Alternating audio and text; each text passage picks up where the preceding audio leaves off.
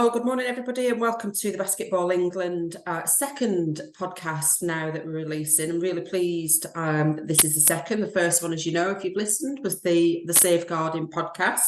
I've got with me this morning a real expert in a field. We've got Tilly Spur with us, who is all things nutrition.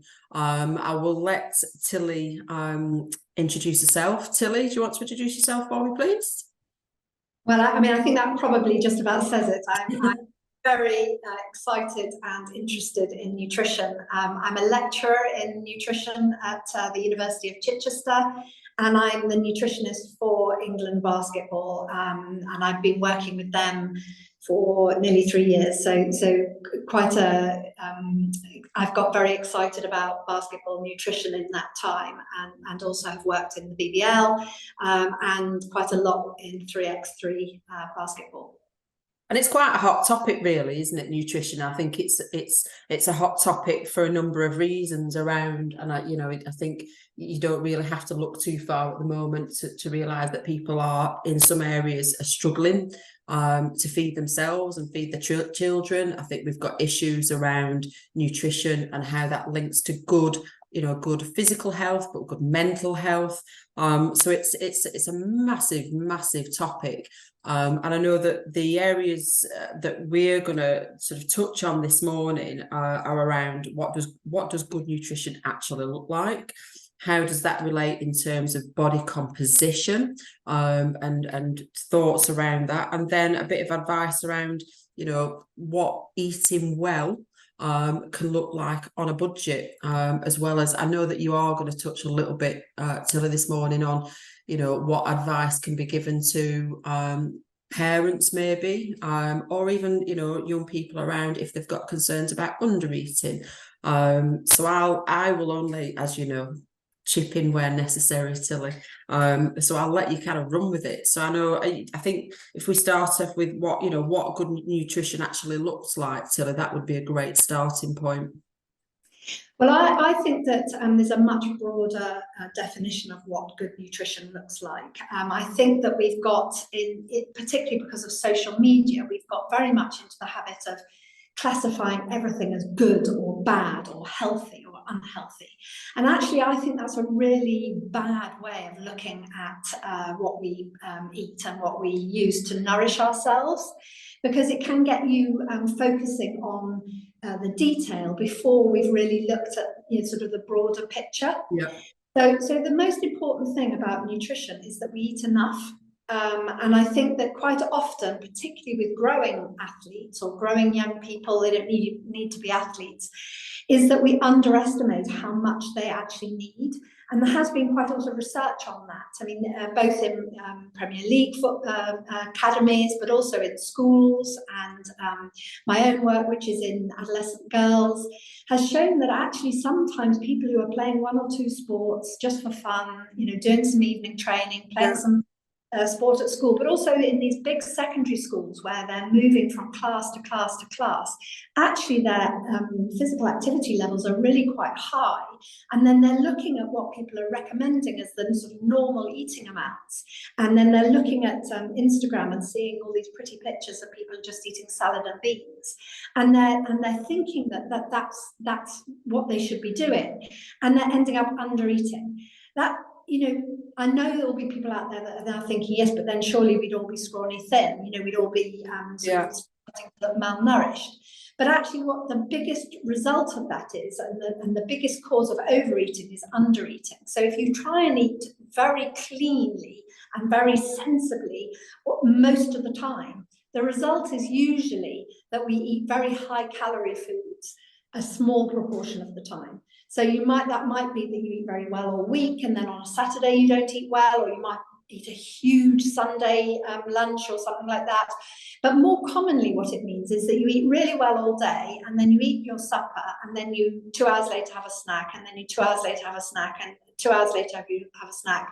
And those snacks that are really coming in from 4 o'clock in the afternoon onwards, are usually high energy, low nutrient, not going to fill you up. They're going to make you hungrier later in the day. And so sort of getting everything out of kilter because we're trying to eat too little. So my first message would be huge breakfasts. That doesn't mean that you have to eat when you first get up in the morning, because I know a lot of people can't stomach food then. But certainly before 11 o'clock in the day, you should be having a good proportion of your calories. And just doing that will make a massive difference to the health of your overall diet. And it's interesting, isn't it? Because I think, particularly young people are absolutely now, they're just bombarded, aren't they, with TikTok, Instagram, what everybody else is eating and whatever. And it's just, I think the big takeaway that when I listen to you talk, it is around making sure they're eating enough. And I think that the idea of make sure you have a good breakfast to fill you up to kind of start the day that's been around for such a long time, but I think we kind of forget about it because we fall in line with other fads and things, no carbs, no this, no that. We fall in line with everything else that we see and we hear, that sometimes, and some of those things do give results in the very short term, but actually that's not what we're after, is it? We're after long-term health, well-being, and also recognizing what sort of person you are and what your aims are. There are people I've worked with who when you talk to them about what they want and what their aims are, and you look at their body shape or their body size, that you might start to say, well, you could look to restrict here or restrict there. But their primary aim might be, that they've just been diagnosed with diabetes, or that they know that they are clinically have a higher weight than they probably should for their health. What we're really talking about in athlete populations and young people playing lots of sport is a completely different thing. These people are growing, and in basketball particularly, they're probably growing quite fast. And I was talking to the head of sports science for the NBA last week, and he was saying about their monitoring program of young athletes and how they really lower the training volumes, and they really pay a lot of attention to young athletes when they're going through those big growth phases. Well, quite often in this country, we don't recognise the athlete as an athlete until they've got a bit older than some of those big growth phases. And the athlete's on its own with the family, trying to do their best, around a time where really they need to be eating a lot of food to ensure that they build themselves as strong as they possibly can. Because if you have not the right things in your diet when you're going through those major growth phases, you're building yourself with holes in effectively. So you're much weaker when it comes to the sort of stresses on the body you need to play effective high-level basketball, or football, or whatever other sport that you are playing. So if we talk about if we think what that actually practically looks like on a kind of a general day-to-day basis, a young 15-year-old athlete on and it's very generalistic because it would be so honed to the individual. What does a good day's diet what does that look like, Tilly? I know we've talked about a good breakfast, but what is that? Is it porridge, which is what I have, or is it, what does that generally look like? It can be a lot of things, and I know that to say it's really personal doesn't help in this podcast. But I've worked with quite a lot of basketball players who are in their late teens, early 20s, and I recommend that they eat what they had for supper the next day for breakfast.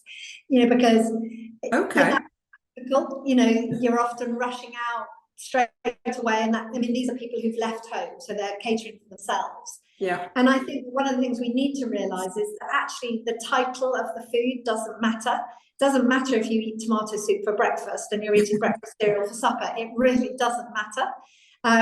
What you want to do is find what works for you within your in the barriers that you've got for you. So money can be a big barrier, time can be a massive barrier.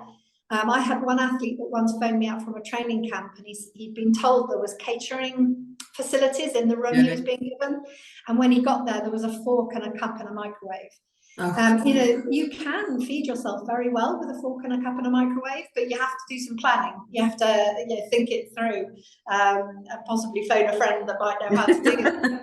But I think it's you have to work out what works for you. But in general, I tend to advise people who are athletes, you know, so who have the dream to be a high level athlete or are doing a lot of training. And there's a saying in sports science that you shouldn't actually be doing more hours of training than your own age. But if you're around about that number, so you're doing about 12 hours of training and you're 13 or something, or 15 hours of training and you're 13, then you are, you know, I'm counting you as an athlete. And I would say then you want to always think about either 5 or 6 feeding opportunities. So most dietitians and nutritionists working in top level sport will recommend double breakfasting. So that depends on the type of person you are. If you wake up and you can eat a huge meal, then you know you might be able to do that. But also you might have morning training. You know, you might be doing something in the morning, and then a huge meal isn't practical. So really, what we're saying is that if you work around what your demands are in the morning, you either have a small something first thing that might be a milky coffee and a banana, or you know, a small bowl of cereal, you know, it might be something like that. And then at 11 o'clock, you'd have a much bigger meal with protein in it. So you'd make sure you've got something with protein. If you don't have training in the morning and you can eat big in the morning, then maybe a bigger protein-filled breakfast, but then you probably should have a snack 10:30, 11. That sort of means that you then have a more sensible, more balanced lunch, you know, round about lunchtime sometime, trying to make sure that that also has a good protein source in it. Maybe having something like a Greek yogurt after having a sandwich, because sandwiches don't tend to have a lot of protein in them. If you're training in the evening, then you need to have a very good carbohydrate source around about 4 o'clock, so that you've got the energy to do that training, or between 3 and 4. And that might be something like you can buy those pots of rice, or or you could make yourself a pasta salad, or you might have something like a sandwich that's got a lot of bread on it, or bread and jam, maybe bread, jam, peanut butter, maybe some fruit in there as well. And then so you fuel your training really well. And then you might need to have a slightly lighter supper, because you know, training for basketball often goes on till 8 or 9 o'clock at night. And if you have too big a supper that's got too much fat in it particularly, then that will affect your sleep. You might not even notice it's affecting your sleep, but the scientists have found that it does. It means you don't sleep as deeply, and you tend to take longer to get to sleep. And so it's balancing what you have over the day. You know, and the other thing is sort of having something that's got protein in it just before you go to sleep. That can really help with muscle development and muscle repair from your training session. So it's sort of looking at all the demands of your day and then fitting the food in. Which sounds really complicated, but I think once you get into the system of it, it becomes very natural to just make your days different. Don't do the same thing every day. Make them different to what the demands are. Yeah, and it is interesting. It is interesting listening to you, and it's, you know, the idea that, you know, you don't have to be fixed around specifically what the food is, so long as you fit in some of the correct food groups in, and spacing that through your day around your training, so that, you know, tomorrow's first. Who knew? You know, it's what you've got, what you can afford, what facilities you've got, how much time you've got. All those things will be very personal. The thing, sort of listening to, sort of recapping, that I thought I'd just add is that often when I'm working with athletes, they're under fueling. You know, in basketball, anybody who's losing weight during the season, that is a worry, and please try and not do that. But also if you're if you're going to a training session and you're coming out feeling that it didn't go well, that you're cross with yourself, that you're frustrated, maybe you had a bit of an altercation with the coach or with one of the other players, or you felt irritated by them, those are often signs that you're dehydrated or underfueled. Because actually we're not all grumpy people, but actually we are all grumpy people when we're underfueled. And if you think about the animal kingdom, it makes a lot of sense, because you know, animals will fight for food when there's not a lot around, and you need to be more aggressive in that. So it's a natural thing that you feel like that. I'm not saying it's a bad thing, but if you do come away from a training session or a game feeling like that, then you are underfueled. That's so interesting, isn't it? Because sometimes you will see that in other people, and not everybody will recognise that themselves. And actually, I think I probably knew about it feeling a bit, you know, not great in myself if I'm hungry, but I don't think I would have recognised the same in terms of being dehydrated. You know, I think that's really key in there. I think a lot of people will recognise themselves when they're hungry, and I'm a bit fed up now, but perhaps not so much when they're also dehydrated. Yeah, well, and dehydration in basketball, because you're indoors and it's very high intensity, dehydration is common. And in fact, most of the very strong work on hydration has been done in basketball for that reason. It's a really good subject group. And hydration, exactly like food, you know, you need to be sort of thinking about front loading it in the day. Yeah. Very few people, well, most people get to about 3 or 4 o'clock in the afternoon and think, oh, I'm a bit thirsty now, and suddenly drink for the rest of the day. Really, you need to be having a glass of water when you clean your teeth in the morning, or when you're putting on your clothes in the morning. Big glass of water, and another big glass of water or other fluid with your first breakfast, with your second breakfast, and then see how the rest of the day goes. You're really front loading, you know, having a good 2 litres before breakfast, before lunchtime rather, or 1.5. You know, that's what we probably should be doing. And I am definitely preaching what I don't practice here. Yeah. Because I've got my water bottle here, so I'm in the good books today. But they have shown that athletes arriving at training in the afternoon or evening are almost 80% below good hydration. Yeah. So that doesn't necessarily mean that they're dehydrated, but they're not what we call euhydrated, which is properly hydrated. And if you're starting badly hydrated, it's very difficult to finish a training session well hydrated. You know, there's just not the time or the drinking opportunities to do that. Oh, it is interesting. So let's touch on, I know one of the other headings you put is around body composition and what we mean. So what do we mean? What do you mean by body composition, Tilly? Well, I mean, that's a brilliant and exciting because I think we get slightly fixated on weight. I have two daughters in their early 20s, so you know, I've been through this, and they'd say to me, you know, particularly my daughter who's just a stroke under 6 foot, and she'd say, all my friends are X weight and I'm Y weight, I must be fat. You know, it doesn't really work that way. So what body composition is saying is how much the difference between your fat and your muscle or your body structure, because we've got bones, we've got all our internal organs, we've got, you know, all our muscles. And so body composition is trying to give you a sort of a reflection of how much excess fat that you may have. And in sport, there's always been a sort of slight fixation on body composition, because in ultra sports or endurance sports, if you're carrying extra body weight, so you're carrying some extra fat that you don't need, then you are effectively carrying a bag of rocks that you don't need. And if you're doing a marathon, that can make a big difference. Yeah. In football, where you're probably, you know, most football games have some element of extra time, you know, you've got gaps in there, and you tend to have the same players playing solidly the whole time, then body composition has been found to be relevant. Yeah.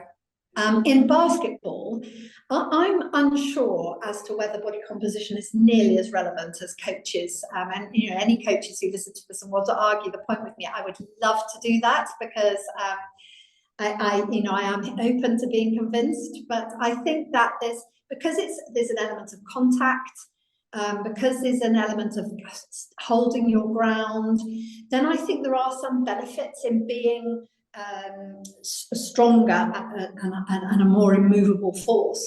And that means that there's going to always be a playoff between being very lean, which might mean you might have a quicker kick for your sprint. It might mean you have a better ability to jump up in the air, against the ability to actually block the play. And so I think that there is a slight playoff there. But my worry with body composition is that young athletes, and I'm talking across all sports now, and also from personal experience, because some of the athletes I've worked with have told me that this has happened to them, is that coaches are apt to say, I'm not selecting that one because they're too heavy. They need to lose some weight to be in the team. And I feel that is absolutely and completely wrong. Until an athlete is fully grown, and that would be 17, 18 for most women, maybe a bit younger for women, but I know lots of women who have still been growing at 17, 18, athletes. And for men, it could be anywhere up to 25, really. I certainly know male athletes who have changed structure, become much, much broader in their early 20s. And that's not just muscular, that's structural. And if you're still growing, if you're then trying to keep a very low body composition, where is your body going to get all the nutrients it needs to develop and grow?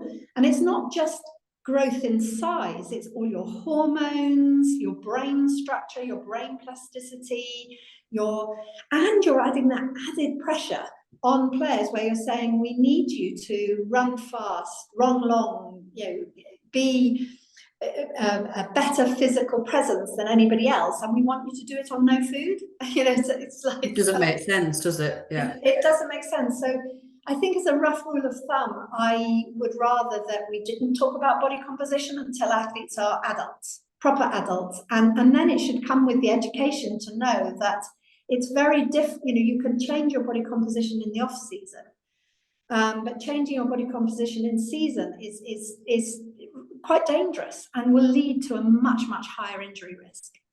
And I think that's really key, and it's it would be interesting to hear I guess points of view from coaches and how what their thoughts are, but again I suppose coaches, anybody, we're all subject to such a vast array of information that kind of comes at us from all different sources and all so-called experts, that perhaps you really just do need to pare it back and listen to.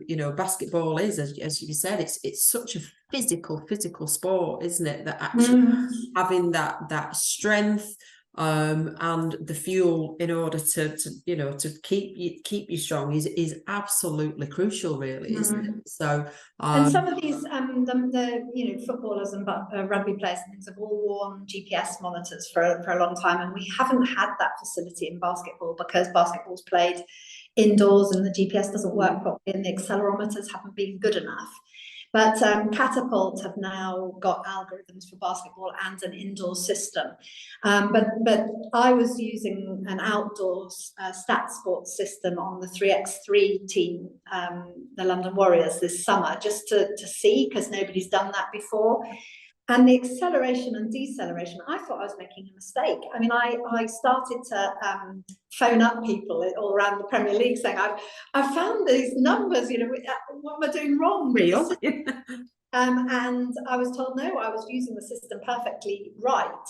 They really were stopping and starting and accelerating and decelerating and moving and twisting and turning that amount. And 3x3 is a very unique sport for that, because you're in such a tiny area of the court. But actually, basketball players are doing quite a lot of twisting and turning and acceleration and deceleration, and they're the things that put the pressure on your body. Yeah. Okay.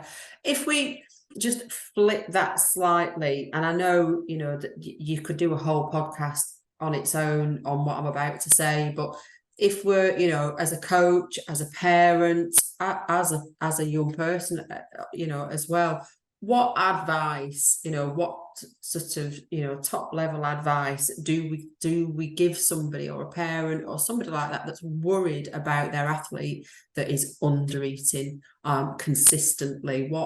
What's the kind of top level advice? And I know we've probably you could probably talk for 3 hours just on this on its own, I guess. I mean, I think it is purely that. I mean, there is a lot of research that shows that injury risk is almost impossible to predict.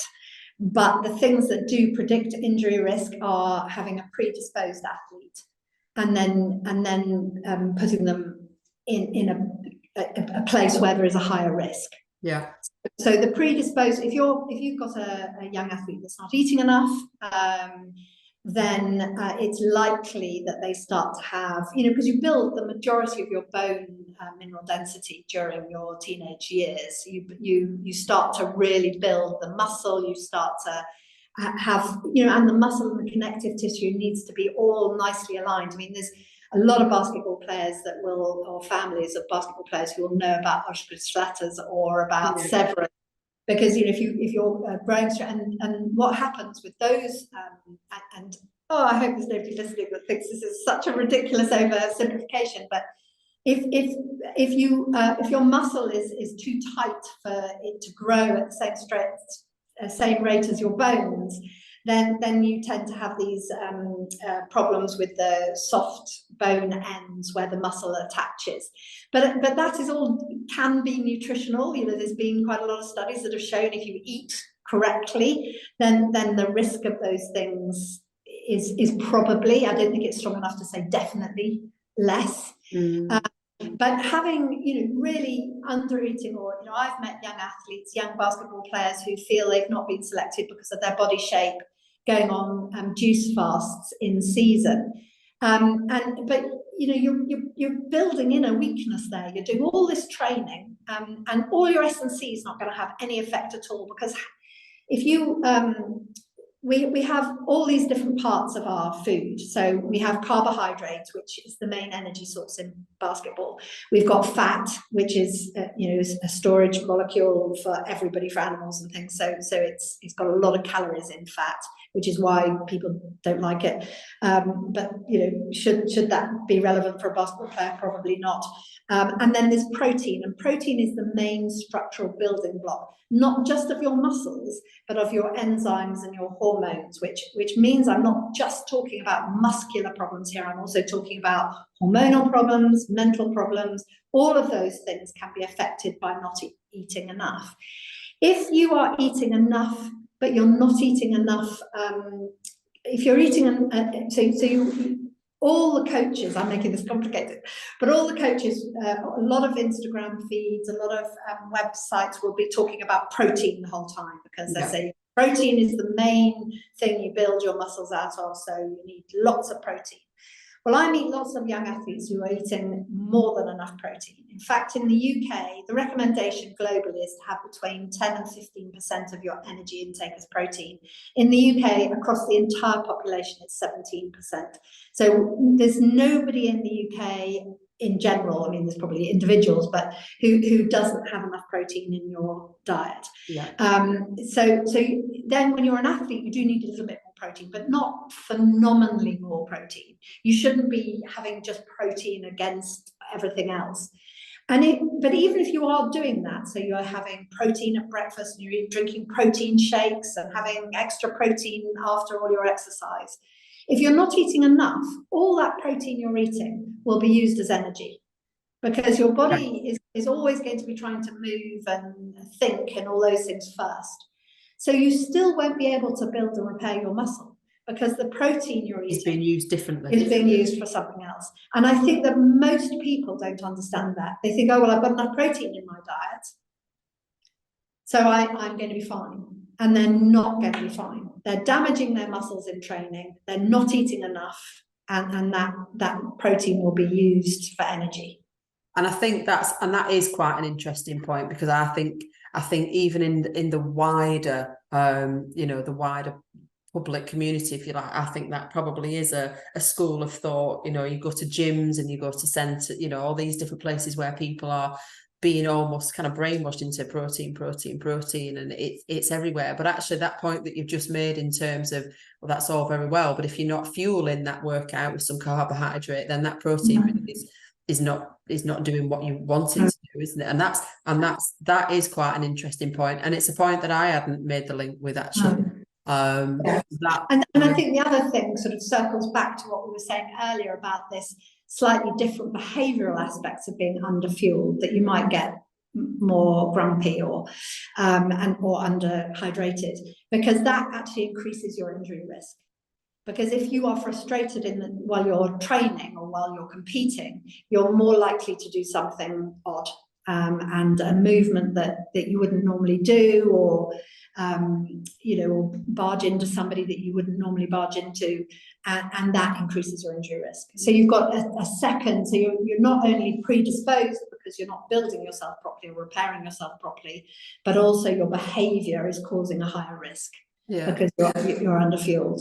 And I think the other side of it, from, I suppose from my perspective, is if people have got concerns about, a young person or an athlete that's, consistently under eating, I think it's like a lot of these kind of topics now, I think don't be afraid to have that conversation. I think sometimes people kind of back off because they think they're going to upset somebody, or make it actually open that conversation. Let's have that dialogue around what the reasons for that are, why it's happening, and what that person needs in terms of support to kind of move forward, in perhaps a slightly different pathway or a different route that brings them back.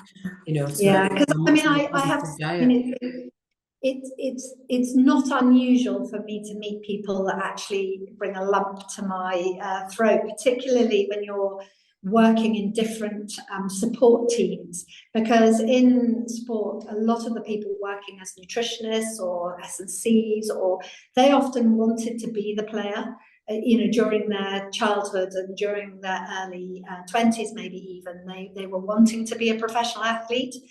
And a lot of stories I've heard are of people that wanted it so badly they added in an extra training session, or they added in weird dietary restrictions because they thought that was going to make it more likely that they succeeded, and they've ended up with career-ending injuries. And it's heartbreaking, because if somebody had that conversation at the time and said, listen, the training that we're laying on at the club is enough, you don't need to be going for a 10-kilometer run before you come to training, or the normal diet that you would have is enough. You don't need to be lean. And it's less of a problem, I think, for male athletes coming through, but for female athletes coming through, if you don't eat enough while you're going through puberty, it causes all sorts of hormonal problems, and those are really, those are lifelong problems. Yeah. Okay. So just to finish then, and we've covered a lot. We've covered a lot, actually, Tilly, but as we know, you don't really have to look too far. It's on the news pretty much every day at the moment in terms of cost of living and the impact that that's having on young people and on families and on parents that are trying to do the absolute best they can for the young person, the young athlete in their household. So eating on a budget will be hot for everybody at the minute, and it's also advice that welfare officers, coaches can give to parents. What does that look like from your perspective, Tilly? I think it's very difficult without personalising that. Because our lives are all so different and the demands we have are all so different. But basketball is a carbohydrate fueled sport, and a lot of carbohydrate sources are actually low cost. So you can buy a huge bag of oats for not a lot, or you can buy a huge bag of pasta equally. I think for me it's looking for every athlete, and this isn't just about the cost of living, but if you look at what you're doing now as your starting point, And then wherever you can, add nutrients, not just adding volume and calories. Because I think if you go down the volume and calories way, then it's the cheapest way of eating is to go and buy frozen pizzas, and because you can get those quite cheaply. And I'm not saying that actually frozen pizzas are, out of the question. But if you're going to eat a frozen pizza, then you want to eat an awful lot of vegetables with it to balance that up. Because half of everything we eat should be fruit or vegetables. People say to me, vegetables are so expensive, so you've got to try and find some way of making that as cheap as possible. And frozen and tinned is frozen, cheaper. yeah. And often, actually, the nutrient quality of a frozen fruit or vegetable is better than fresh. And the reason for that is that often they are picked and frozen almost immediately. Quickly, yeah. Yeah, then so that it's all locked in. And if you buy a bit of broccoli, and I think it's particularly the case with broccoli, you can sit at the back of your fridge looking fine for a month, but actually it won't still be fine after a month. It'll still be edible and it's not going to do you any harm, but it won't have the same quality of vitamins in it because they are degrading all the time. Whereas with frozen and canned, then they're locked in. And it's the same with, I think that, fish is always a very difficult topic. People say fish is very, very expensive, but canned fish, frozen fish is cheaper. And there are things in fish that for athletes are really, really, really important.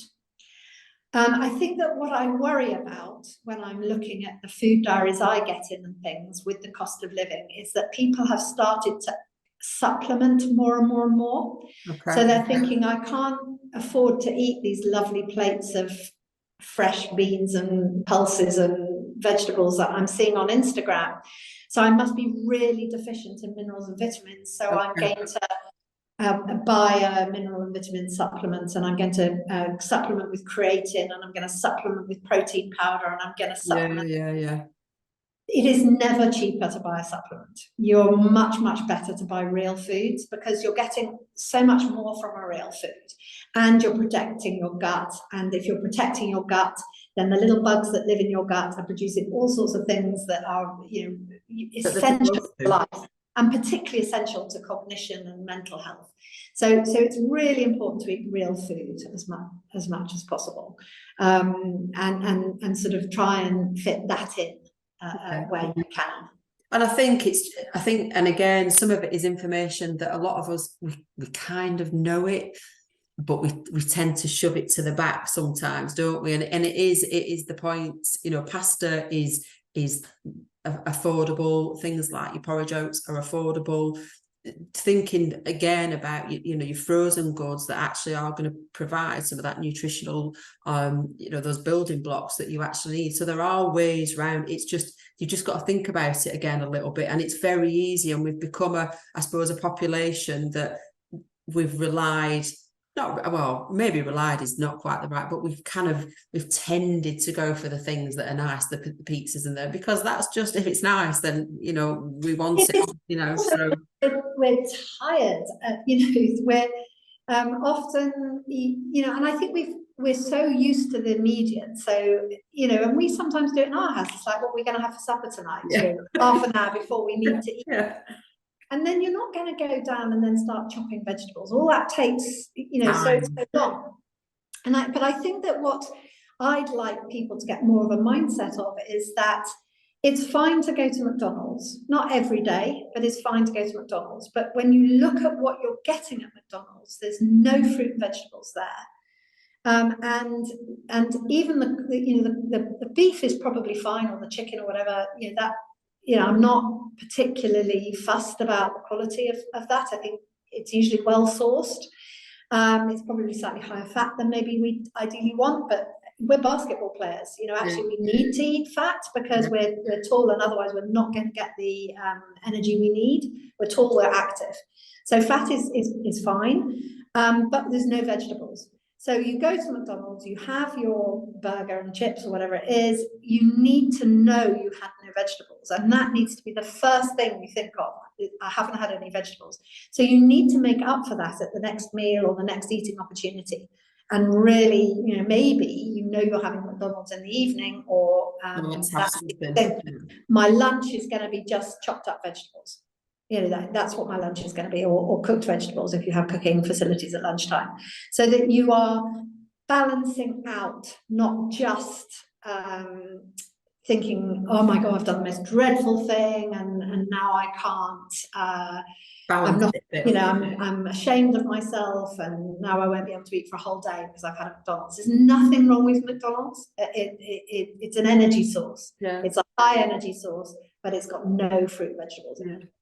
And it's, you know, in some respects, everything in moderation, isn't it? You know, it's, you know, don't deny yourself that piece of chocolate cake, because a piece of chocolate cake is great, but, you know, just make sure that everything else that you're having, yeah, you know, provides, you know, the other bits that you need. Yeah. Really. That's the way. I mean, I don't know if I said this when we were talking the other day, but about the personal trainer I worked with, a fitness trainer, who said that his girlfriend had given him a fairy cake for his birthday.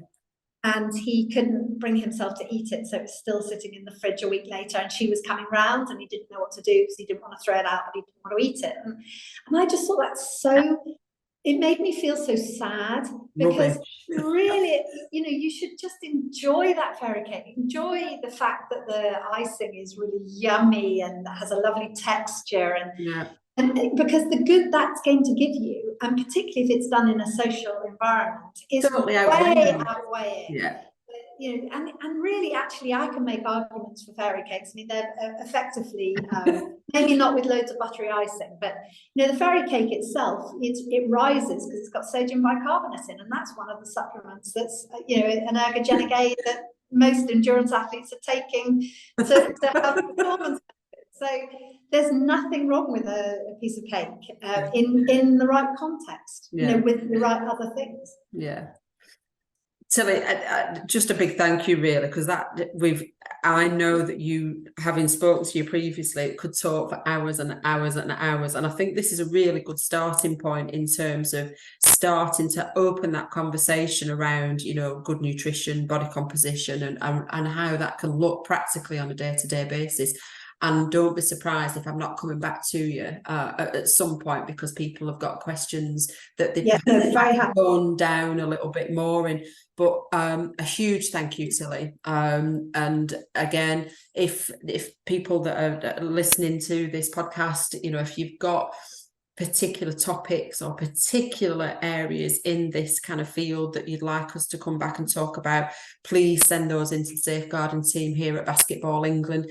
And I would sorry, we both talked over each other then, but I think the final point, and then I'll come to you, Tilly, is that if anybody does have concerns about topics like undereating or any element of what we've discussed this morning, then come to us and have that conversation, and we'll try and point you in the right direction of sources of information and support.